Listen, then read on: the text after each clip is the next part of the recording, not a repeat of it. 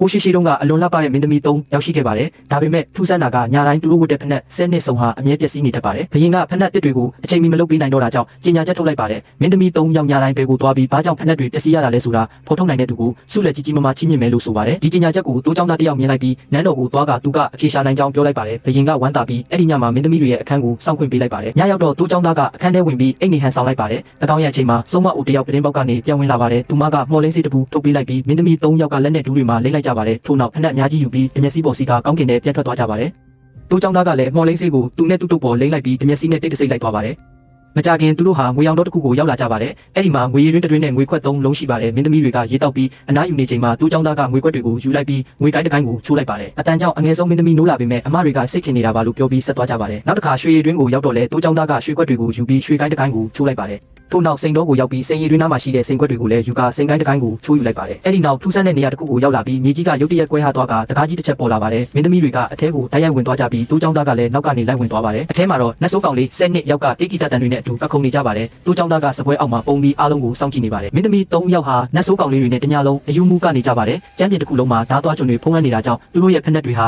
မြင်မြန်ပျက်စီးသွားတာဖြစ်ပါတယ်။တညလုံးကပြီးတဲ့နောက်မင်းသမီးတွေမောပန်းလုံးလို့မတက်တောင်မရက်နိုင်တော့ပါဘူး။အဲ့ဒီအချိန်မှာတိုးချောင်းသားကသူတို့ကြံခဲ့တဲ့ခွက်တွေနဲ့စပွဲအသုံးဆောင်တွေကိုယူလိုက်ပြီးနန်းတော်ကိုအရင်ပြန်လာကအိတ်နေဟန်ပြန်ဆောင်လိုက်ပါတယ်။မင်းသမီးတွေပြန်ရောက်တော့တိုးချောင်းသားကအိတ်ပျော်နေတယ်လို့ဖြစ်နေတာကိုတွေ့ပြီးသူတို့ရဲ့ပြုတ်ဝက်ချက်မပေါ်သေးဘူးလို့ထင်ကြပါတယ်။ဒါပေမဲ့အငယ်ဆုံးမင်းသမီးကတော့စိတ်ထဲမှာမတက်မတာဖြစ်နေခဲ့ပါတယ်။မနေ့ရောက်တော့တိုးချောင်းသားကဘရင်ရှိမှအဖြစ်ပြအားလုံးကိုအသေးစိတ်ပြောပြလိုက်ပါတယ်ပြီးတော့ငွေရွှေစိန်ခွက်တွေချိုးယူခဲ့တဲ့ဂိုင်းတွေစပွဲအသုံးဆောင်တွေကိုတက်သေးအဖြစ်တင်ပြလိုက်ပါတယ်။တက်သေးတွေကိုမြင်လိုက်ရတဲ့အခါမင်းသမီးတွေဟာညှင်းဆန်စရာမရှိတော့ပါဘူး။ဘရင်ကအလွန်ဒေါသထွက်ပြီးအကြီးဆုံးမင်းသမီး2ယောက်ကိုအကျဉ်းချလိုက်ပါတယ်။စိတ်ထားကောင်းတဲ့အငယ်ဆုံးမင်းသမီးကိုတော့တိုးချောင်းသားနဲ့လက်ထပ်ခွင့်ပေးလိုက်ပါတယ်။နောက်ဆုံးမှာတော့တိုးချောင်းသားနဲ့အငယ်ဆုံးမင်းသမီးတို့ဟာပျော်ရွှင်စွာအတူတကွဘဝကိုဖြတ်သန်းသွားကြပါတော့တယ်။ကြည့်ရှုသူများအားလုံးစိတ်နှလုံးရွှင်လန်းကြပါစေ။ကာတွန်းစကားကောင်းများကြည့်ရှုခြင်းပါက like and follow လုပ်သွားပေးကြပါနော်။